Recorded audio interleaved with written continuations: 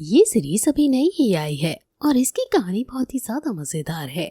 इस वीडियो को बिल्कुल एंड तक देखना और फिर कमेंट में बताना कि आपको ये कहानी कैसी लगी।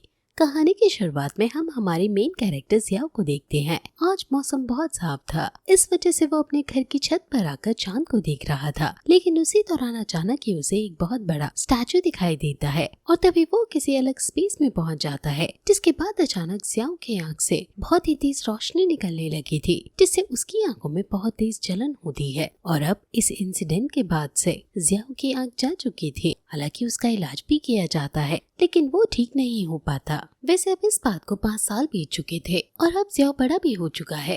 वैसे जियाओ की आंखें नहीं है, इसलिए उसने अपनी आंखों पर पट्टी बांध ली है। और ऐसा नहीं है कि आंख ना होने की वजह से वो घर पर ही रहता हो, वो अभी भी बाहर था और कुछ सामान लेकर घर की तरफ लौट रहा था। जियाओ बहुत हैंडसम है, इसलिए सभी गर्ल्स उसे ही देख रही थी। साथ ही सभी हैरान थे क्योंकि जियाओ बिना देखे भी सारे रास्ते जानता है। वैसे उसके घर लौटने तक हमें ये बात बताई जाती है कि जब जियाओ छोटा था तभी उसके पेरेंट्स उसे छोड़कर चले गए थे और तब से उसकी आंटी ने ही उसका ख्याल रखा है। साथ ही जियाओ का एक भाई भी है जिसका नाम जियाओ यू है और वो जियाओ से छोटा है। वैसे अब जियाओ घर पर पहुंचता है जहां वो कुछ सामान लेकर आया था, उसे वो अपनी आंटी को देता है, जिसे देखकर आंटी कहने लगती है कि तुम फिर से सामान क्यों ले आए। असल में ये सामान जियाओ अपने पैसे से लाया था, जो कि उसे गवर्नमेंट की तरफ से मिले हैं। लेकिन उसकी आंटी चाहती है कि जियाओ कॉलेज में एडमिशन ले और इसलिए वो अपने पैसे खर्च ना करे। वो बोलती है कि मैं भी तो काम कर रही हूँ और मैं आराम से हम सबका ख्याल रख सकती हूँ।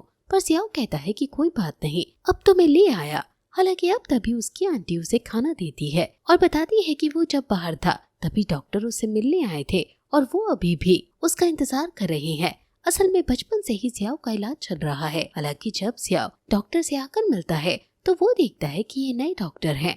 वो उसे बताते हैं कि पुराने डॉक्टर जा चुके हैं क्योंकि उनका ट्रांसफर हो गया है और अब यही जियाओ का इलाज करेंगे। इनका नाम डॉक्टर ली है। वैसे अब डॉक्टर ली यहाँ जियाओ से कुछ नॉर्मल क्वेश्चंस पूछते हैं और जियाओ उनका जवाब देता है, जिसके बाद अब फिर डॉक्टर ली पूछने लगते हैं कि क्या तुम अभी भी सपने देखते हो, जिस पर जियाओ कुछ सोचता है। असल में जब जियाओ बचपन में वहाँ छत पर था और उसकी आंखें अचानक से चली गई थी, तभी वो छत से नीचे गिर गया था, जिसकी वजह से उसके सर पर चोट लगी और तब से उसका इलाज चल रहा है। हालांकि लोग कहते हैं कि वो पागल है, क्योंकि नॉर्मली जियाओ ने बचपन में जो चीजें देखी थी वो अगर किसी और को कुछ भी उस बारे में बताता तो लोग उस पर यकीन नहीं करते थे, जिस वजह से जियाओ का वैसा इलाज भी हुआ जैसे पागलों के साथ किया जाता है। हालांकि जियाओ कहता है कि हाँ, अभी भी मुझे सपने दिखते हैं। अब वो ज्यादा डिटेल में इस पर बात नहीं करता, वो बस थोड़ा झूठ बोल देता है। तभी डॉक्टर पूछने लगते हैं कि क्या तुम गॉड पर विश्वास करते हो। अब जियाओ के लिए ये क्वेश्चन बहुत अजीब था, क्योंकि पिछले वाले डॉक्टर इस तरह के क्वेश्चंस बिल्कुल भी नहीं पूछते थे। जियाओ कहता है कि नहीं, मैं गॉड को नहीं मानता। ये सुनकर डॉक्टर तुरंत ही अपने पास रखी उस कॉपी में टिक लगाते हैं और जियाओ से पूछते हैं कि फिर क्या तुम मॉन्स्टर्स या डेमन्स को मानते हो। ये सुनकर जियाओ थोड़ा सा हैरान हो जाता है। हालांकि वो कहता है कि वैसे तो बहुत सारे केसेस हैं जिनमें लोगों ने ये चीज कही है कि उन्होंने मॉन्स्टर्स को देखा है, लेकिन मुझे नहीं लगता कि वो सच है, इसलिए मैं मॉन्स्टर को नहीं मानता। वैसे तभी हमें बैक स्टोरी बताई जाती है। आज से 100 साल पहले अचानक ही पूरी धरती पर एक मिस्टीरियस फॉग फैलना शुरू हुई थी, जिसके साथ कई सारी कंट्रीज डिस्ट्रॉय हो गई और ये फॉग यहाँ जिस जगह पर जियाओ रहता है वहाँ तक आकर रुक गए। जियाओ जहाँ रहता है उस जगह को डैक्सिया कहा जाता है और पूरी दुनिया में सिर्फ ये एक ही जगह बची हुई है जहाँ वो फॉग नहीं फैल पाई थी। जियाओ को खुद ये वर्ल्ड बहुत अजीब लगती है, क्योंकि उस चीज को 100 साल बीत चुके हैं, लेकिन लोगों ने उस चीज को एक्सेप्ट कर लिया। कोई भी उस चीज के बारे में सवाल नहीं पूछता कि फॉग कहाँ से आई और क्यों फैली। वैसे यहाँ जब जियाओ ने कहा था कि वो मॉन्स्टर्स को नहीं मानता, तभी सीन चेंज होकर एक डेमन पर आता है। वो डेमन इस वक्त एक वर्कर पर हमला कर रहा था, लेकिन उसी दौरान वहाँ एक लड़की आकर अपनी तलवार से उसे रोक देती है। साथ ही उसे खत्म कर कर वो अपनी टीम को भी इस बारे में इन्फॉर्म करती है। वहाँ दूसरी तरफ हम उसकी टीम को देखते हैं, वो भी अभी डेमन से फाइट कर रहे थे। वहाँ उस टीम में बहुत सारे मेंबर्स थे। वैसे जब ये सारे डेमन्स यहाँ मारे जाते हैं तो इसके बाद वो उन वर्कर्स की मेमोरीज मिटा देते हैं जिन्होंने डेमन्स को देखा था, जिससे ये बात ना फैले कि मॉन्स्टर्स और डेमन असलियत में होते हैं। हालांकि इसके बाद अब सीन चेंज होता है और हम वापस यहाँ जियाओ के पास आते हैं। अभी वो डॉक्टर को बाय कहकर खाना खाने आ गया था, जहाँ उसकी आंटी उससे कहती है कि कल तुम्हारा कॉलेज का पहला दिन है, कहीं वो स्टूडेंट्स तुम्हें परेशान न करे। तभी जियाओ यूं कहने लगता है कि अगर भाई बोले तो कल मैं उसके साथ जाता हूँ, लेकिन जियाओ कहता है कि कोई बात नहीं, वो वहाँ किसी से लड़ने नहीं बल्कि नए दोस्त बनाने जा रहा है और कल से उसकी जिंदगी की एक नई शुरुआत होगी। इस पर वो सभी लोग चीयर्स करते हैं और सूप पीकर फिर जियाओ सोने चला जाता है। यहाँ सोते वक्त वो अपनी आंखों पर से पट्टी हटाकर कह रहा था कि आंटी मुझे माफ कर दीजिए, मैं आपको ये बात नहीं बता सकता कि मेरी आंखें अब शायद फिर कभी नहीं लौटेंगी। मुझे डर है कि मैं इन आंखों को कभी खोल ही ना पाऊंगा। असल में चेकअप के बाद डॉक्टर ने ये कह दिया है कि जियाओ की आंखें धीरे धीरे टाइम के साथ ठीक हो जाएंगी। बस अभी एकदम से उन्हें खोलकर रोशनी देना थोड़ा खतरनाक हो सकता है। हालांकि अभी इधर जियाओ जब सो रहा था तो वो बताता है कि उसने आज डॉक्टर से भी झूठ कहा था। उसने डॉक्टर को बताया था कि उसे सपने में नॉर्मल चीजें दिखाई देती हैं, जबकि ऐसा नहीं है। वो 5 साल से एक ही सपना हर रोज देख रहा है, जिसमें वो एक बड़े से गेट को देखता है। उस गेट के ऊपर असाइलम ऑफ गॉड लिखा रहता है। जियाओ बताता है कि उस गेट के आसपास फॉग है और वो वहाँ कई सारे नॉन एग्जिस्टिंग क्रीचर्स को भी देख चुका है, लेकिन उसकी हिम्मत नहीं होती कि वो उस गेट को ओपन करे। हालांकि आज वो फैसला करता है कि उसे इस गेट को ओपन करना ही होगा, जिसके बाद वो नॉक करने लगता है। पर हमें नहीं बताया जाता कि उसके बाद क्या हुआ, क्योंकि इसके बाद सीधा ही अगला दिन चालू हो चुका था। अब जियाओ अपने कॉलेज पहुँचता है। यहाँ वैसे तो कुछ स्टूडेंट्स जियाओ को देखकर हैरान थे और कह रहे थे कि इस लड़के की तो आंखें ही नहीं है, ये हमारे साथ कैसे पढ़ेगा। लेकिन उसी दौरान जियाओ की मुलाकात कुछ ऐसे बच्चों से भी होती है जो उसके साथ बहुत अच्छा बिहेव कर रहे थे। वो उसे अपनी क्लास में लेकर आते हैं और कहते हैं कि अगर उसे कभी भी मदद की जरूरत हो तो वो उनसे कह सकता है। वो बताते हैं कि असल में उन्हें जियाओ के बारे में जियाओ की आंटी ने बताया था।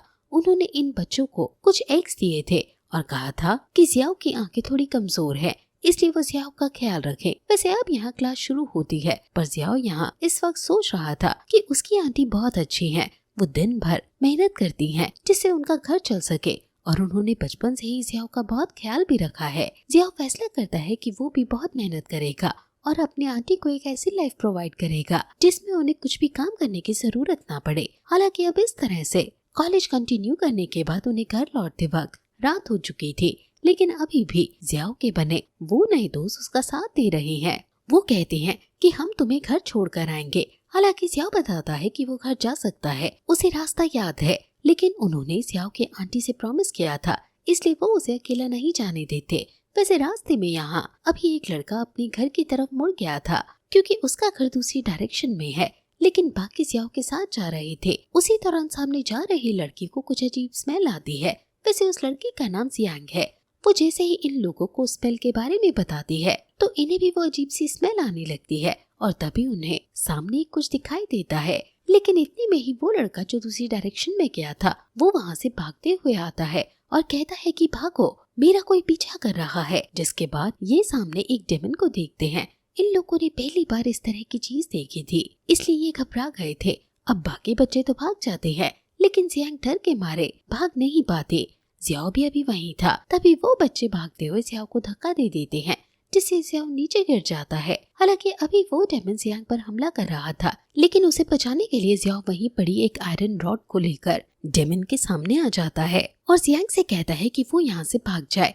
अब जियांग भी जा चुकी थी, जिसके बाद जियाओ उस डेमन पर हमला करते हुए वहाँ से भागने की कोशिश करता है, लेकिन वो डेमन अभी उसका पीछा कर रहा था। जियाओ किसी तरह से कुछ देर तो खुद को बचा लेता है, लेकिन सामने एक और डेमन आ चुका था और अब भागने का रास्ता नहीं था, इसलिए जियाओ को इन डेमन से फाइट करनी ही पड़ेगी। वैसे यहाँ लड़ाई में जियाओ देखता है कि उन डेमन्स के अंदर बहुत ज्यादा स्ट्रेंथ है। वैसे कमाल की बात ये है कि जियाओ की आंखें भले ही नहीं है, लेकिन वो स्पिरिचुअली सबको देख पाता है और इस चीज का कारण उसे भी नहीं पता। वैसे यहाँ फाइट के दौरान वो डेमन जियाओ को नीचे गिरा देते हैं और एक डेमन जियाओ को कंधे पर भी काट लेता है। लेकिन उसी दौरान वहाँ जियाओ के ड्रीम में जो गेट था वो अपनी एनर्जी रिलीज करना शुरू करता है। वैसे यहाँ बाहर जियाओ ने फिर से उस डेमन को हटा दिया था और अब वो दूसरा डेमन और साथ ही दूसरी गली से बाकी डेमन्स भी यहाँ जियाओ पर हमला करने के लिए आ गए थे। इस दौरान हम वहाँ दूसरी तरफ उसी टीम के एक मेंबर को देखते हैं, जिस टीम को कुछ देर पहले हमने डेमन से लड़ते हुए देखा था। वो मेंबर अभी इस जगह के पास ही था।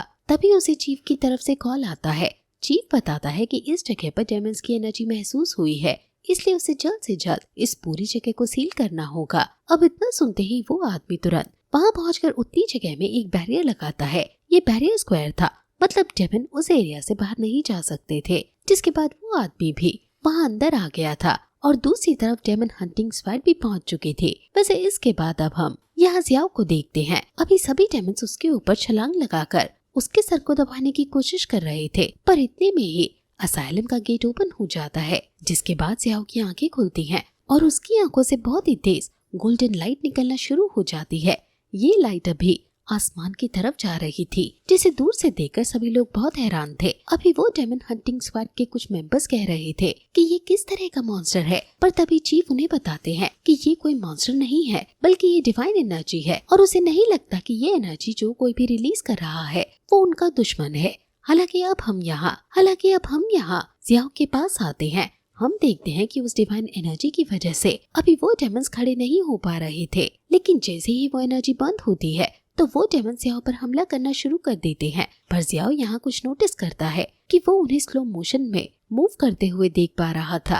वो डेमन्स को हटाता है और इसके बाद उसी आयरन रॉड को लेकर उन पर हमला करते हुए उन्हें खत्म करने लगता है। हालांकि अभी वहाँ बहुत सारे डेमन्स थे और वो उसी तरफ आ रहे थे, लेकिन जियाओ उन सभी से फाइट करते हुए उन्हें खत्म करता है। इस दौरान हम एक और डेमन को जियाओ की तरफ आता हुआ देखते हैं, लेकिन इतने में ही वो आदमी जिसने उस बैरियर को क्रिएट किया था वो पहुंच जाता है। उस आदमी का नाम कॉन्ग है और वो उस आखिरी बचे हुए डेमन को बहुत ही कूल तरीके से मारकर जियाओ से कहता है कि क्यों, तुम्हें मेरी टेक्निक्स पसंद आई कि नहीं। इस पर जियाओ कहता है कि हाँ, ठीक ही थी। हालांकि इसके बाद जियाओ वापस घर की तरफ लौट गया था, पर फिर हम एक मिस्टीरियस ऑर्गेनाइजेशन को देखते हैं जिससे जियाओ के बारे में पता चल चुका है। हालांकि उन्हें ये नहीं पता कि वो कौन है जिसके अंदर से वो एनर्जी निकली है, लेकिन यहाँ इनका हेड कह रहा था कि एक और गॉड का एजेंट सामने आ चुका है। साथ ही वो ऑर्डर देता है कि हमें जल्द से जल्द उसका पता लगाना होगा। वैसे यहाँ पर वो किसी माइकल की बात भी कर रहा था। माइकल भी किसी गॉड एंजल को कहा जाता है और उन्होंने जियाओ के अंदर से भी वही डिवाइन एनर्जी महसूस की थी। इस वजह से उन्हें लगता है कि शायद ये माइकल की ही एनर्जी है। हालांकि इसके बाद सीन चेंज होता है और हम एक ट्रक ड्राइवर को देखते हैं। वो अभी अपने ट्रक में कुछ डेमन्स को लेकर जा रहा था, तभी उसे कॉल आता है और वो कॉल को आंसर करते हुए कहता है कि चिंता मत करो, मैं टाइम पर डिलीवरी लेकर पहुंच जाऊंगा। फिर अब इसके बाद हम वापस यहाँ जियाओ के पास आते हैं। हम देखते हैं कि वो अपने घर पहुंच चुका था, जहाँ जियाओ उससे कहता है कि भाई तुम्हें आने में बहुत ज्यादा देर हो गई, लेकिन जियाओ उसकी तरफ नहीं मुड़ता क्योंकि जियाओ के कपड़ों पर थोड़ा खून लगा हुआ था। जियाओ बस उससे कहता है कि वो अपने नए दोस्तों के साथ था और अब वो बहुत थक चुका है, इसलिए वो सुबह बात करेगा। जिसके बाद वो अपने कमरे में चला जाता है। यहाँ उसके भाई ने खून की वो स्मेल महसूस कर ली थी, लेकिन वो कुछ नहीं कहता। हालांकि वहाँ अंदर जियाओ आते ही सो गया था और नींद में वो फिर से उसी ड्रीम में पहुँच जाता है, जो कि शायद उसका ड्रीम है ही नहीं। वो फिर से वहाँ उस बड़े से गेट को देखता है जो अब खुल चुका था। अब जियाओ उस जगह के अंदर आता है तो वहाँ पूरी जगह सामने वैसे ही थी जैसे उसने बचपन में देखी थी। मतलब ये जगह वही मेंटल हॉस्पिटल है जहाँ जियाओ को रखा गया था। ये जगह पूरी उसी मेंटल हॉस्पिटल की तरह थी। जियाओ वहाँ की हर एक चीज को देखता है जो कि पूरी तरह सेम है। फिर वो एक ऐसे कॉरिडोर में पहुँचता है जहाँ कई सारे कमरे थे, लेकिन जियाओ ने ऐसी जगह नहीं देखी थी। अभी उन कमरों के बाहर कुछ सिंबल्स बने हुए हैं। हर एक सिंबल एक अलग गॉड को बिलोंग करता है, जो देखकर अभी जियाओ हैरान तो था, पर फिर वो गेट ओपन करने की कोशिश करने लगा था, लेकिन वो गेट ओपन नहीं कर पाता। जिसके बाद वो कहने लगता है कि मैं भी कैसा बेवकूफ हूँ, मुझे लगा कि सच में गॉड एग्जिस्ट करते हैं। हालांकि अब तभी वो आखिरी दरवाजे पर पहुँचता है जिस पर एक हाफ मून का सिंबल बना हुआ था। वो जैसे ही उसे ओपन करता है तो वो गेट ग्लो करने लगता है। अभी वहाँ कुछ फॉर्मेशन क्रिएट होते हैं और गेट ओपन हो जाता है। जियाओ जब अंदर आता है तो वो सामने एक लेडी को एक चेयर पर बैठा हुआ देखता है। वो जैसे ही आगे बढ़ता है तो वो जगह फिर से कमरे की तरह हो जाती है। यहाँ आगे बढ़ते हुए जियाओ के सामने बहुत सी चीजें लिखी हुई आ रही थी। जियाओ को पता चलता है कि इस लेडी की मेंटल हेल्थ बहुत ज्यादा खराब है, लेकिन जियाओ समझ नहीं पा रहा था कि वो वर्ड्स अपने आप उसके सामने कैसे आ रहे हैं। जियाओ को बताया जाता है कि ये एक गॉड है और बाद में जियाओ को पता चलता है कि असल में ये मदर ऑफ गॉड्स है, जो कि ग्रीक माइथोलॉजी से बिलोंग करती है। हालांकि जियाओ को लग नहीं रहा था कि ये सब चीजें असली हैं, इसलिए वो आगे बढ़ता है और उस लेडी के पास आकर उनसे हेलो कहता है, लेकिन इस पर वो लेडी कोई जवाब नहीं देती, बल्कि वो जियाओ की तरफ देखती भी नहीं। जिसके बाद जियाओ और करीब आते हुए पूछता है कि आप ठीक तो हो। जो सुनकर वो लेडी एकदम से जाग जाती है और जियाओ की तरफ देखती है। वो अचानक से कहने लगी थी कि आखिर तुम आ ही गए, और फिर वो खड़े होकर जियाओ की तरफ भागती है। अभी जियाओ को ये चीज अजीब लगती है, लेकिन असल में वो जियाओ की तरफ नहीं बल्कि जियाओ के पीछे रखे हुए एक पॉट की तरफ भाग रही थी। वो उसे उठाकर कहती है कि तुम कहाँ थे। वो ऐसा बिहेव कर रही थी जैसे वो पॉट उसका बच्चा हो, और इसके बाद वो आसपास और भी जगह भागने लगी थी। जो देखकर जियाओ कहता है कि सच में इसकी मेंटल हेल्थ बहुत ज्यादा खराब है। वैसे अब सीन चेंज होता है और हम वहाँ उस डेमन हंटिंग स्क्वाड के पास आते हैं। यहाँ अभी वो लोग कॉन्ग से कह रहे थे कि आखिर उसने उस लड़के को जाने क्यों दिया, क्योंकि अब डेमन हंटिंग स्क्वाड भी जियाओ की तलाश में है। हालांकि कॉन्ग कहता है कि मुझे क्या पता था कि वो लड़का कौन है, मुझे पता होता तो मैं उसे रोक लेता। हालांकि इसके बाद वो कहता है कि चिंता मत करो, उसने कॉलेज यूनिफॉर्म पहन रखी थी, मैं कल उसके कॉलेज के बाहर इंतजार करूंगा उसके लौटने का।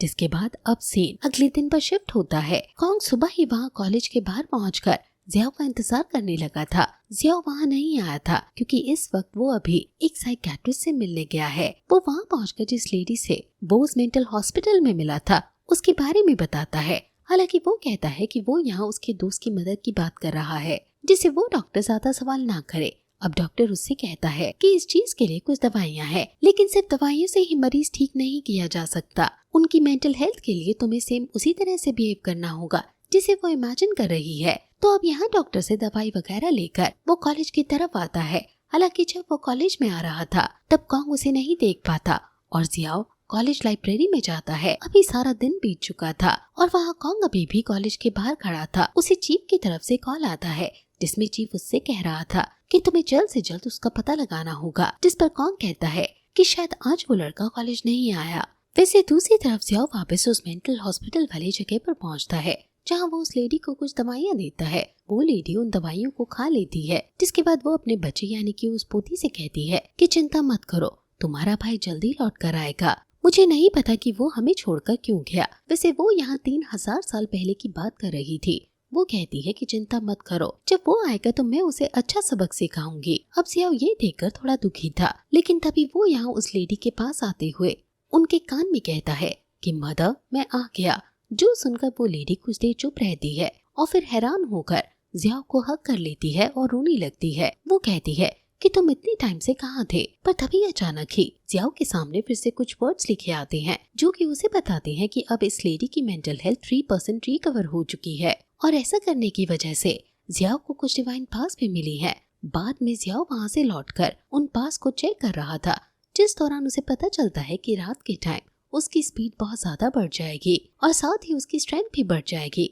इसके साथ साथ वो डिवाइन सोर्स उसे बताता है कि जियाओ रात के टाइम दूसरे क्रीचर से कम्युनिकेट भी कर सकता है। अब जियाओ ये सब पास लेकर अभी बहुत हैरान था। बाद में वो एक जगह पर बैठकर सोचता है कि अभी तक उसने सिर्फ उस लेडी को 3% ही ठीक किया है। वो कहता है कि जब वो पूरी तरह से ठीक हो जाएंगी तब क्या होगा, और साथ ही उसे याद आता है कि उनके रूम के आसपास जो गेट थे उन पर भी गॉड्स के सिंबल बने हुए थे। इसका मतलब वहाँ भी गॉड्स हैं जो कि ठीक होने पर जियाओ को और ज्यादा पास दे सकते हैं। अब जियाओ जब इस सब के बारे में सोच रहा था तभी उसके पास एक बैट आती है। अभी वो जियाओ से कुछ कहने की कोशिश कर रही थी। हमें वो चीज समझ नहीं आती, लेकिन जियाओ बात समझ लेता है और उनके साथ चला जाता है। कुछ देर बाद हम दूसरी तरफ उस ट्रक ड्राइवर को देखते हैं। वो अभी फ्रेश होने के लिए झाड़ियों में जा रहा था, जिस दौरान जियाओ यहाँ उनके ट्रक्स के पास पहुँचता है। अभी ट्रक्स के पास आकर जियाओ को ट्रक के अंदर से कुछ आवाज सुनाई दे रही थी। जियाओ जब उस ट्रक पर हाथ रखता है तो एनर्जी से उसे पता चलता है कि इस ट्रक के अंदर डेमन्स कैद हैं। हालांकि अब जब वो ड्राइवर वहाँ पहुँचता है तो वो जियाओ को देखता है। वो जियाओ से कह रहा था कि क्या तुम नाइट वॉचर हो। अब जियाओ को ये चीज समझ नहीं आती, लेकिन शायद वो ड्राइवर जियाओ को उसी डेमन हंटिंग ग्रुप का मेंबर समझ रहा था। वैसे अब जियाओ इस पर कुछ भी कहे इसके पहले ही वो ड्राइवर अपने पास से एक स्टिक निकालता है जिससे इविल एनर्जी निकल रही थी और अब वो जियाओ पर हमला करने बढ़ने वाला था, पर इतने में ही वो डेमन्स भी आजाद हो जाते हैं और वो उस ड्राइवर से पहले जियाओ पर हमला करना शुरू कर देते हैं। वैसे जियाओ अभी उससे लड़कर उन्हें खत्म कर रहा था, जिस दौरान वो ड्राइवर भी उन डेमन्स की मदद करने लगता है। वो वहीं ऊपर लटके हुए कंटेनर्स को जियाओ के ऊपर गिराने की कोशिश कर रहा था। हालांकि जियाओ अपनी स्पीड की वजह से खुद को बचा लेता है और सबसे पहले उस ड्राइवर को वहां से दूर फेंकता है। अब ड्राइवर के ऊपर फेंकने के बाद जियाओ ने उन सभी डेमन्स को भी एक ही अटैक में खत्म कर दिया था और इसके बाद वो ड्राइवर से पूछ रहा था कि आखिर ये नाइट वॉचर क्या होता है, लेकिन वो नोटिस करता है कि ड्राइवर ऑलरेडी बेहोश हो चुका है, इसलिए अब यहाँ रुकने का कोई फायदा नहीं। इस वजह से फिर वो चुपचाप वहाँ से निकल जाता है। हम देखते हैं कि अभी वो एक बिल्डिंग की छत के ऊपर था। वो कह रहा था कि जल्दी उजाला हो जाएगा, मुझे अपने घर पहुँचना होगा, लेकिन जैसे ही वो छलांग लगाता है तो वो बिल्डिंग से नीचे गिर जाता है क्योंकि सुबह हो चुकी थी और उसकी कार अपने आप ही काम करना बंद कर दी थी। लेकिन किस्मत से वहाँ नीचे कॉन्ग खड़ा हुआ था। वो पहले ही परेशान था क्योंकि उसे पूरा दिन हो गया लेकिन जियाओ नहीं मिला। लेकिन अब अचानक ही जियाओ खुद आकर उसकी गोद में गिर जाता है। अभी कॉन्ग जैसे ही जियाओ को पहचानता है तो तुरंत उसे उठाकर वहाँ से भागने लगता है। वो उसे एक होटल में ले आया था जहाँ वो एक कमरे में उसे लेकर उससे पूछने लगता है कि गॉड ने तुमसे क्या कहा और उन्होंने तुम्हें कौन सी एबिलिटीज दी हैं। ये सुनकर जियाओ उससे कहता है कि शायद तुम्हें मुझसे बहुत सारे क्वेश्चंस पूछने हैं। हालांकि अब इसके बाद जियाओ वहाँ बैठता है और कहने लगता है कि पहले तुम मुझे बताओ कि क्या गॉड सच में एग्जिस्ट करते हैं। जिस पर कॉन्ग कहता है कि हाँ वो एग्जिस्ट करते हैं लेकिन सभी नहीं। जिसके बाद कॉन्ग एक स्टोरी बताता है। वो कहता है कि 100 साल पहले जब यहाँ फॉग फैली थी तभी माइकल नाम के एक एंजल ने एक बहुत बड़ी वोल्केनो को बीच से काटा था। कॉन्ग कहता है कि इसका सही रीजन तो हमें नहीं पता, लेकिन शायद उस वोल्केनो के अंदर एक दूसरा एंजल गॉड कैद था जिसका नाम ल्यूसिफर है। जियाओ कहता है कि ये कहानी तो बहुत इंटरेस्टिंग लग रही है। जिस पर कॉन्ग कहता है कि हाँ आगे ये कहानी और भी ज्यादा इंटरेस्टिंग होगी। वो बताता है कि तभी से सभी ने गॉड्स पर रिसर्च करना शुरू कर दी। 2 साल तक उन्हें अच्छी खासी नॉलेज मिल चुकी थी, जिसके बाद उन्होंने फैसला किया कि वो पीछे नहीं हटेंगे और फिर आज 100 साल बीत चुके हैं। कॉन्ग कहता है कि हमने इस दौरान हर तरह के गॉड का पता लगाया, हमने हर एक गॉड का सबूत ढूंढ लिया है, लेकिन बस हमें डैक्सिया मतलब जिस जगह पर हम रहते हैं वही के गॉड का पता नहीं चला। हम नहीं जानते कि क्या वो डिसअपीयर हो गया है या फिर वो एग्जिस्ट ही नहीं करता। अब जियाओ कहता है कि ऐसा कैसे हो सकता है और इसका कारण क्या है। जिस पर कॉन्ग कहता है कि इसका कारण किसी को नहीं पता। हालांकि वो बताता है कि यहाँ डेमन्स अपीयर हो रही हैं, इस वजह से उन्हें लग रहा है कि बहुत जल्द एक वॉर होने वाली है। लेकिन डैक्सिया की ये वॉर किसके खिलाफ होगी इस चीज के बारे में अभी वो नहीं जानते। अब जियाओ कहता है कि एक और बात बताओ, तुम थोड़े से पागल तो नहीं हो। जो सुनकर कॉन्ग हैरान था, लेकिन तभी सीन चेंज होता है। वहाँ दूसरी तरफ हम डेमन हंटिंग स्क्वाड के उस मेंबर को देखते हैं जो कि अभी उस ट्रक ड्राइवर और उसके ट्रक के पास था। वो ये देखकर हैरान था कि वहाँ इतने सारे डेमन्स मार दिए गए हैं। तभी उस ट्रक ड्राइवर को होश आता है। वो कहता है आखिर ये नाइट वॉचर मेरा पीछा कब छोड़ेंगे। वैसे अब वो आदमी समझ चुका था कि किसी एक ही पर्सन ने इन सभी डेमन्स को हराया है, इसलिए अब वो अपने सीनियर को कॉल कर ये चीज बताता है। जिसके बाद ये बात बहुत तेजी से फैलने लगी थी और सभी ये सुनकर बहुत ज्यादा हैरान थे। वैसे अब वो अपने एक और सीनियर को फोन लगाता है और उसे बताता है कि माइकल वाली खबर बिल्कुल सही थी। माइकल सच में अपनी बात किसी को दे चुका है। साथ ही वो बताता है कि एंशिएंट गॉड चर्च के लोग भी माइकल को ढूंढने की कोशिश कर रहे हैं, इसलिए हमें उनसे पहले उसका पता लगाना होगा। वैसे वहाँ दूसरी तरफ होटल में अभी कॉन्ग जियाओ से बात कर रहा था, जहाँ वो उसे उसकी पास के बारे में बताता है। वो कहता है कि ये बार तुम्हें माइकल नाम के उसी एंजल से मिली है, वो बहुत ज्यादा ताकतवर था। साथ ही यहाँ पर वो उसे 6 रियलम के बारे में भी बताता है। अभी जियाओ उनके बारे में सुनकर सोच रहा था कि 6 रियलम मतलब वो 6 दरवाजों जैसा हो सकता है जो मैंने अपनी ड्रीम में देखा है। हालांकि तभी कॉन्ग उससे पूछता है कि क्या माइकल ने तुम्हें पार देते वक्त कुछ कहा था। जिस पर जियाओ कहता है कि नहीं, कुछ भी नहीं कहा, लेकिन वो मुझसे क्या कहेगा। इस पर कॉन्ग कहता है कि देखो, या तो तुम मुझे बताना नहीं चाहते या फिर तुम भूल चुके हो, वरना पार के बारे में उसने कुछ तो तुमसे कहा ही होगा। वैसे इतने टाइम में कॉन्ग ये चीज नोटिस कर चुका था कि जियाओ उसकी बात पर ध्यान नहीं दे रहा है, इसलिए अब वो कहता है कि क्या तुम मुझे कोई ऑर्डिनरी पर्सन समझते हो। वो बताता है कि वो नाइट वॉचर ग्रुप का मेंबर है। वो वहाँ जियाओ को डिटेल में बात बता रहा था। वो कहता है कि हर किसी को बचपन से पार मिलना नामुमकिन है, बहुत कम ही ऐसे लोग होते हैं जिन्हें इसके लिए चुना जाता है। वो कहता है कि वो मिलिट्री बेस की ट्रेनिंग में बहुत अच्छा था, इस वजह से उसे नाइट वॉचर में एंट्री मिली, जबकि उसके पास खास पावर्स ही हैं। वो सिर्फ अपनी कॉम्बैट स्किल से फाइट करता है और उसका काम फॉरबिडन वेपन्स या फॉरबिडन आइटम्स को एक्टिवेट करना है, जिन्हें उसके आइटम्स में सबसे अच्छे से वही ऑपरेट करता है। वो बताता है कि उन्हीं फॉरबिडन आइटम से वो बैरियर बनाकर डेमंस को रोकते हैं। हालांकि जियाओ को अभी भी उसकी बात पर यकीन नहीं था, इस वजह से वो वहाँ से चला जाता है। लेकिन कॉन्ग ने अभी तक उसका पीछा नहीं छोड़ा था। वो उसके पीछे पीछे आता है और उसे मनाने की कोशिश करता है। वो बता रहा था कि इस काम में कितना मजा है। वो खुद बिल्कुल एक हीरो की तरह फील करता है। वैसे इस बीच वो कई सारी और भी बातें बताता है, जिससे पहले डेमंस इतने खतरनाक और बुरे नहीं होते थे, वो अभी ही और ज्यादा एग्रेसिव होते जा रहे हैं। हालांकि इन्हें लगता है कि इसके पीछे किसी का हाथ है। वैसे इस तरह से बातें बताते हुए वो कुछ दिन तक जियाओ का पीछा नहीं छोड़ता, लेकिन जियाओ का जवाब अभी भी ना था।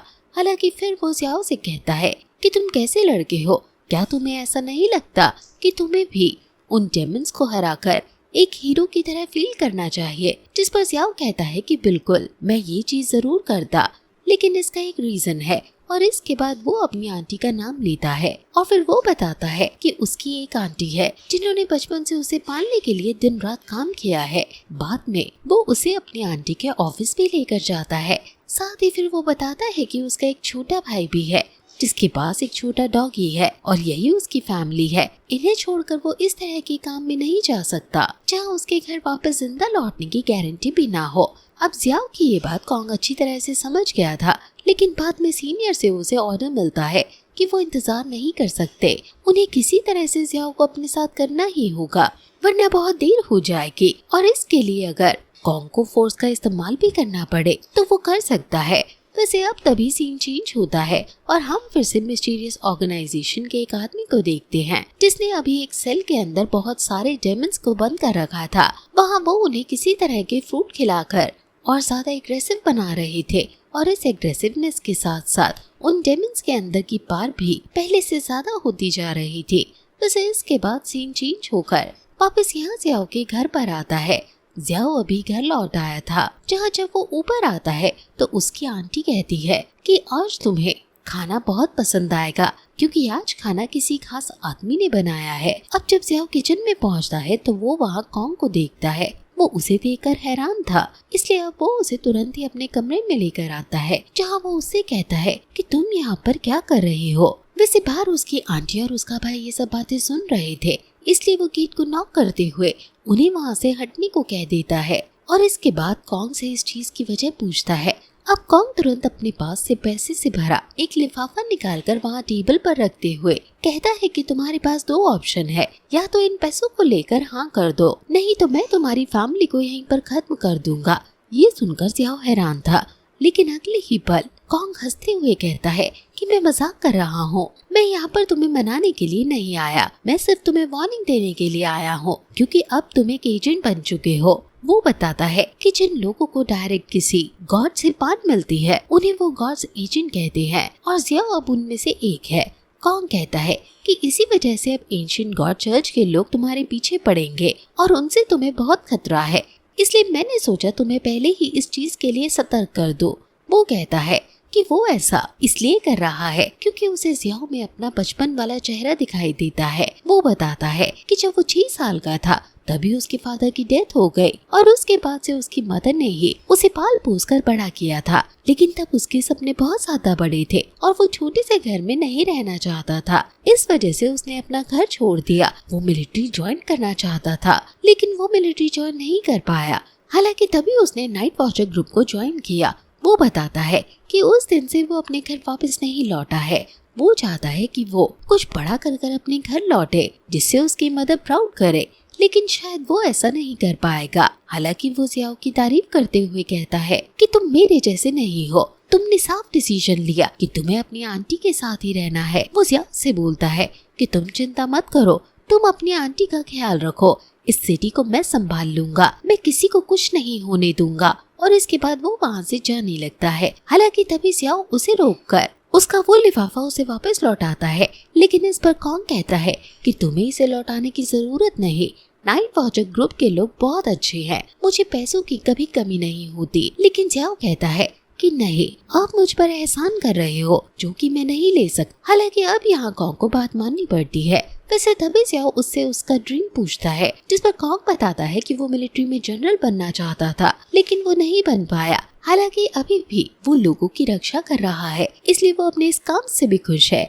वैसे उसे अभी किसी जरूरी काम के लिए जाना था, इस वजह से वो उन्हें गुड बाय कहकर चला जाता है। लेकिन उसके जाने से पहले जियाओ उससे कहता है कि जनरल कॉन्ग, हम जरूर मिलेंगे।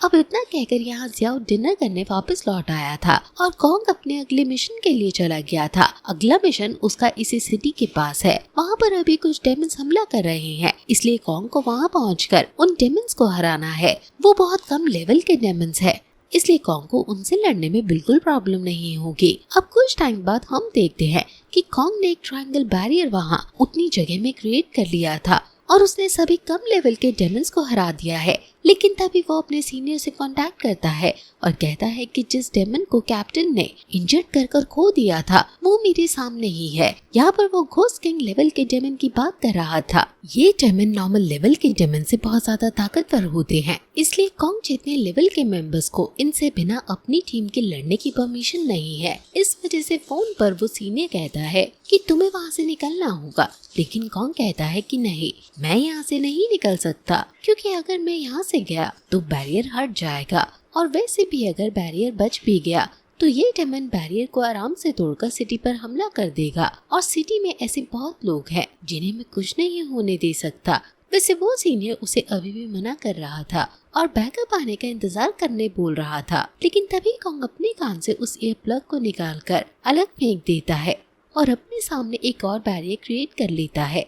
हालांकि तभी वो डेमन हमला करने लगता है। यहाँ बहुत ही ज्यादा उसने उस बैरियर को डिस्ट्रॉय कर दिया था और इसके बाद अब उनमें फाइट होना शुरू हो गई थी। यहाँ भले ही वो डेमन ताकतवर है, लेकिन कॉन्ग की स्किल्स भी कम नहीं थी। हालांकि तभी वो डेमन अपनी स्पेशल पावर का इस्तेमाल करता है, जिसके बाद वहाँ की वो जगह डॉक्टर स्ट्रेंज मूवी की तरह एक सर्कल में बदल जाती है। यहाँ सारी बिल्डिंग एक गोल गोल जैसी जगह में बंद हो चुकी थी और अब उन्हीं बिल्डिंग पर जंप करते हुए ये दोनों फाइट कर रहे थे। वैसे इस बीच वो डेमन अपने कई सारे क्लोन्स भी क्रिएट करता है, जिसकी वजह से उसे एडवांटेज मिल रहा था, क्योंकि कॉन्ग को समझ में नहीं आ रहा था कि असली डेमन कौन सा है। इस वजह से वो डेमन यहाँ पीठ पीछे कॉन्ग पर हमला करने में भी कामयाब हो जाता है। पर अभी तक कॉन्ग ने हार नहीं मानी थी, वो अभी भी लड़ते जा रहा था। पर तभी वो डेमन उसकी पसलियों पर हमला करता है, जिससे उसकी पसलियां टूट चुकी थी और अब कॉन्ग वहाँ से दूर फेंकाकर नीचे भी गिर चुका था। साथ ही उसके मुंह से भी खून निकल रहा था और अब तभी वो डेमन आगे बढ़ते हुए फिर से उस पर हमला करना शुरू कर देता है।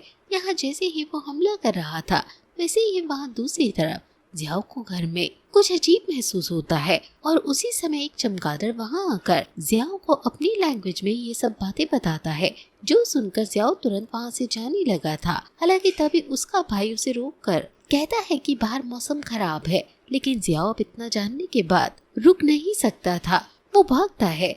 उसे अभी कॉन्ग के साथ उसके अभी कुछ ही दिनों के सारे सीन्स याद आ रहे थे। वैसे वहाँ अभी वो डेमन कॉन्ग को बुरी तरह से पीट कर उसके तो टुकड़े करने वाला था, लेकिन उसी समय कॉन्ग अपनी तलवार से उसके पैर पर हमला करते हुए खुद को बचा लेता है। हालांकि अब वो डेमन उसके ऊपर एक बड़ा सा पत्थर फेंकने लगता है, लेकिन तभी कॉन्ग उसके पास से नाइट वॉचर बैज को निकालता है, जिस पर एक सुई लगी हुई थी।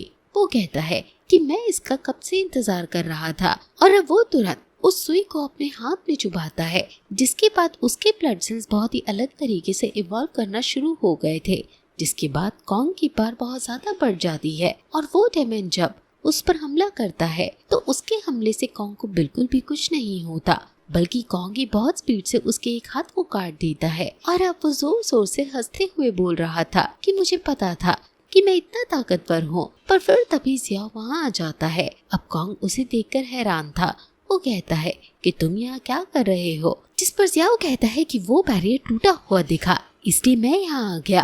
वैसे जियाओ ने उस बैरियर को अपनी पार से तोड़ा था। हालांकि अब कॉन्ग बोलता है कि अब तुम यहाँ आ ही गए हो तो क्यों ना मैं तुम्हें अपना कमाल दिखाऊं। और इसके बाद जब वो डेमन वहाँ सामने से कॉन्ग पर हमला करने आने लगा था तो यहाँ कॉन्ग भी अपनी तलवार को निकालते हुए जियाओ से बोलता है कि मेरे मूव्स को ध्यान से देखना, बाद में ये तुम्हारे भी काम आएंगे। और इसके बाद वो उस तलवार को लेकर यहाँ उस डेमन पर हमला करते हुए एक ही स्लैश में उसका गला काट कर अलग कर देता है और फिर अपनी सिगरेट निकालते हुए जियाओ से पूछता है कि क्यों, ये मूव कूल था कि नहीं।